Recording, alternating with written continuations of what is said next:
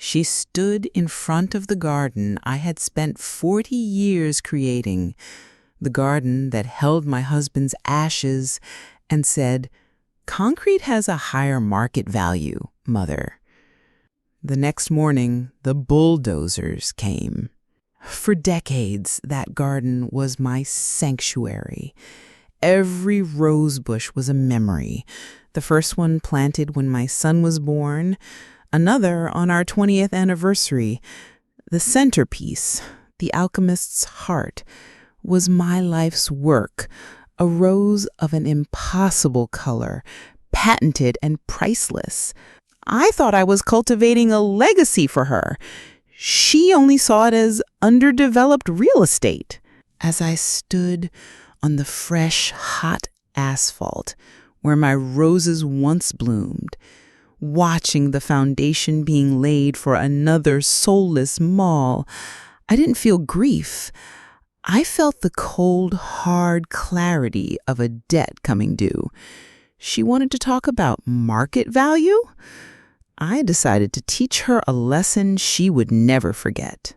My husband, David, always said the garden was my truest portrait. He wasn't wrong. For 40 years, I poured my life into that soil. My career as a botanical geneticist, a field I once led, was put on hold, then gently packed away. I traded international symposiums for PTA meetings and keynote speeches for bedtime stories.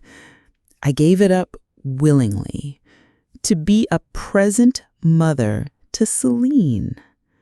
I sold the rights to 3 minor patents to pay for her master's degree in business, a degree she now uses to calculate my irrelevance. When her first wellness brand startup failed, I sold my collection of rare orchids to cover her debts.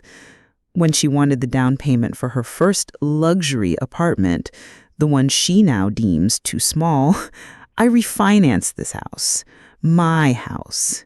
She called it a loan. She never made a single payment. I told myself it was an investment in her future, in our family. I'd show her my work on the alchemist's heart, explaining the delicate gene splicing that gave it its unique crimson gold hue. She'd glance at it with polite disinterest, her mind already on a new handbag or a weekend trip I would invariably end up funding. "It's a pretty flower, Mother," she'd say, a compliment that felt like a dismissal. She never understood. It wasn't just a flower. It was my contribution to the world, the one thing that was purely mine, my legacy distilled into a single perfect bloom, a bloom she saw as an obstacle. The conversation started a month ago. It was subtle at first. She'd bring over glossy brochures for luxury retirement communities. "Look, Mother, a managed lifestyle. No more worrying about pulling weeds." She spoke of my garden as a burden, a chore I was too old to handle. When I told her the garden was my joy, not my job, she changed her approach. The developers arrived a week later. They spoke of zoning changes, commercial opportunities, and a 7-figure offer for the land. My land. I refused. Calmly, firmly, I told her the garden was not for sale, that it was where her father's ashes were scattered, that it was priceless. She smiled that smile of hers, the one that means she sees me not as a person, but as a problem to be solved. "I understand, Mother," she said. "We'll find another way." I never imagined what that other way would be. The eviction notice came on a rainy Tuesday. It was tucked inside a cold, formal, legal envelope. At first I thought it was a mistake. Then I saw the deed of sale. My signature, perfectly forged, was at the bottom of a contract transferring the property to a faceless development corporation. I felt the air leave my lungs. She hadn't just gone behind my back. She had stolen my name, my home, my life's work. When I called her, her voice was devoid of emotion. It was a business decision, Mother. The land was underutilized. You'll be much more comfortable in the new apartment. She had already picked it out. A sterile one-bedroom box overlooking a highway. Comfortable. The bulldozers arrived the next morning. I didn't protest. I didn't scream. I just stood at the window and watched. Watched as they tore down the greenhouse where I'd cross-pollinated 1,000 failures to find one success. Watched as they ripped my roses from the earth, their roots exposed to the air like raw nerves. They paved over my husband's memory, my son's birth flower, my entire life with a layer of hot black asphalt. I knelt on that fresh, sterile ground, the warmth of it seeping through the knees of my dress. I was no longer a person. I was a ghost haunting the ruins of a life that had been utterly and completely erased. And in that ruin, holding the crushed petal of one of the alchemist's heart roses, I made a promise, not to my husband, not to my daughter, but to myself. The architect was about to come out of retirement. For the first week, I existed in the sterile silence of the apartment she had chosen for me. It was clean, efficient, and completely soulless. Every morning, the sun would rise over the highway, casting a gray, lifeless light onto the beige walls. There were no roses, no smell of damp earth, no birdsong. I would sit by the window and try to remember the exact shade of crimson on the alchemist's heart as it caught the morning dew. But the image was already starting to fade, replaced by the hard lines of the overpass outside. Celine called once, not to apologize, but to inform me that the first phase of construction was ahead of schedule. Her voice was bright, businesslike, as if she were discussing a quarterly report, not the eradication of my entire world. It was in a moment of quiet desperation, sorting through the few boxes of memories I'd been allowed to keep, that I found it. Tucked inside my late husband's copy of The Botany of Desire was a stiff, legal-sized envelope I hadn't seen in years. Inside were the original patent documents for Rosa Alchemista Cordis, patent number 7B41A. And behind them, a document I had almost forgotten. The exclusive licensing agreement with Agrigen Biocorp. I remembered the meeting as if it were yesterday. A boardroom of serious men in dark suits, their initial skepticism turning to avarice as I unveiled the genetic data, the bloom's unique properties, its potential market value for pharmaceuticals and cosmetics. I couldn't afford to defend the patent on a global scale, but they could. I signed the agreement not for profit, but for protection. A secret insurance policy for my life's work. In exchange for exclusive global rights, their legal division would defend my creation with the ferocity of a dragon guarding its gold.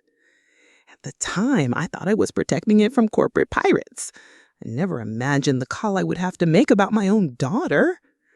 That was the moment the grief receded. It drained away, leaving behind the cold, clean bedrock of purpose. The horticulturalist was gone. Dr. Eleanor Vance, the geneticist who had once terrified graduate students with her precision, was back in the lab. My first call was to my old patent attorney, just to confirm. "Eleanor," he'd said, his voice a mix of shock and awe after I explained, That contract is not just ironclad, it's a nuclear weapon. The infringement penalties alone are astronomical. They will own her. The second call was the one that mattered. I dialed the direct line for the chief legal officer at Agrigen Biocorp, a woman whose reputation for ruthlessness was legendary in the industry. I didn't waste time on emotion. Dr. Aris, I began, my voice steady. This is Dr. Eleanor Vance.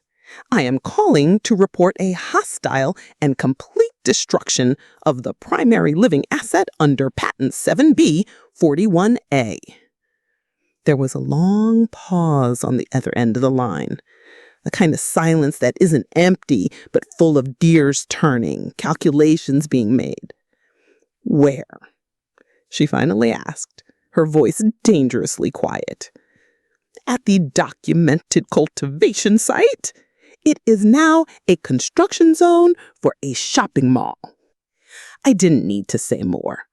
I had given her all the ammunition she needed.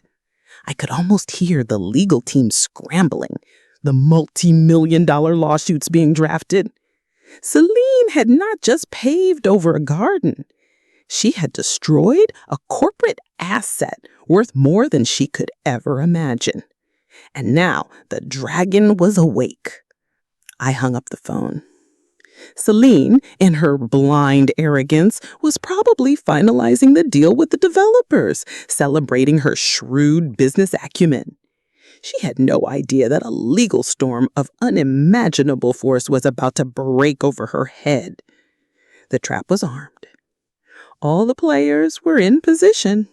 All that was needed now was the final, fatal move from her. The moment her hand closed around the developer's check, the moment she cashed it, her crime would be sealed.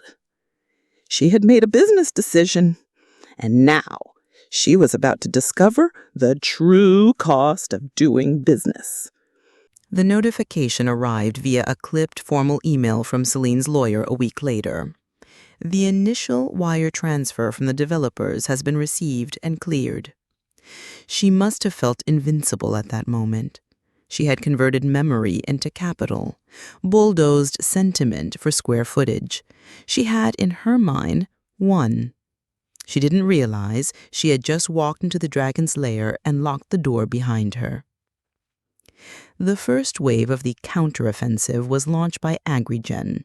It was a masterpiece of legal shock and awe, a $40 million lawsuit citing patent infringement, destruction of proprietary genetic assets, and tortious interference. Her bank accounts were frozen by court order that same day. The developer's payment, which she had probably been planning to spend, was locked away, a meaningless number on a screen she could no longer access. The second wave came from the developers themselves, a furious lawsuit for fraud, misrepresentation, and breach of contract. They had been sold a property with a multi-million-dollar lien attached, a fact Celine had forgotten to mention. The mall construction screeched to a halt. The headlines in the financial papers were brutal. Her reputation in the business community, the one she valued more than family, was vaporized in less than 24 hours. She came to my apartment 2 weeks later. The confident, immaculately dressed businesswoman was gone.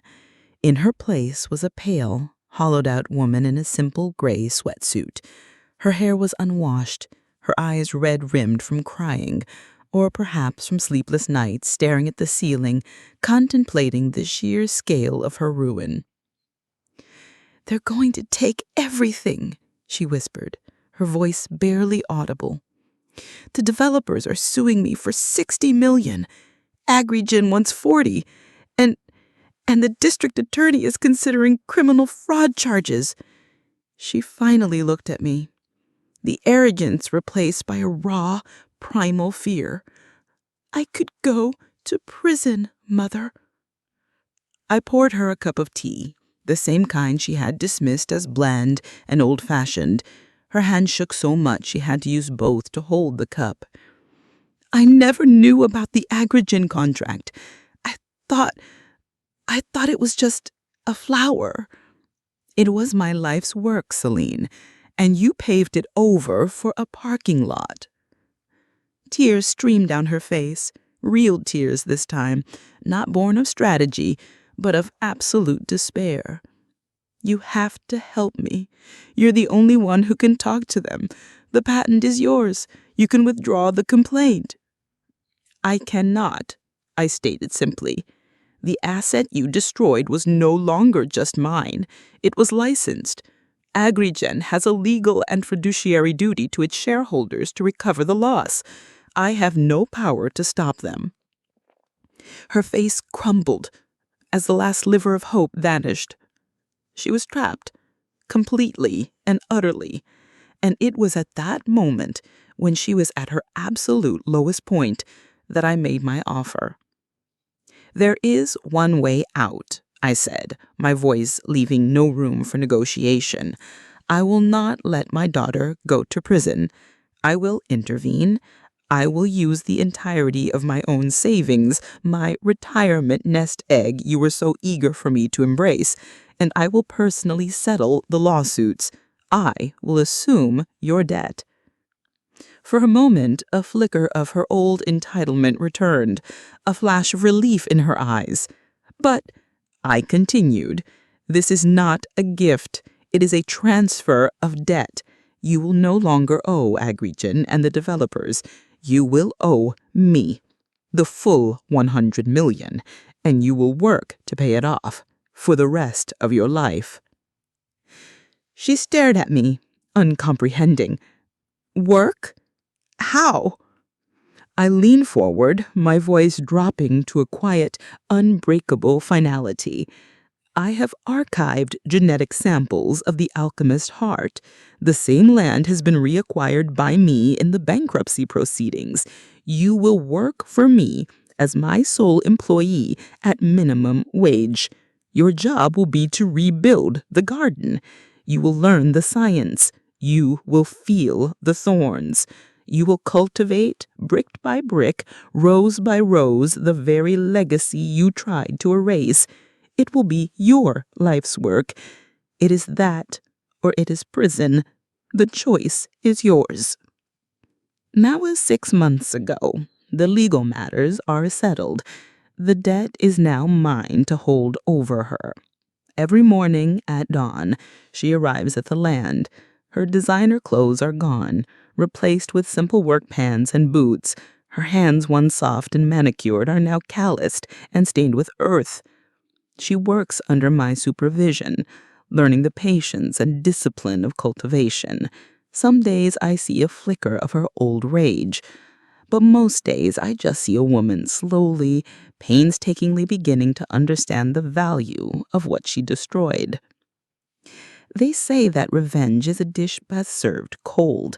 I disagree. Revenge is too simple. This is not revenge. This is resurrection. Not hers. Mine.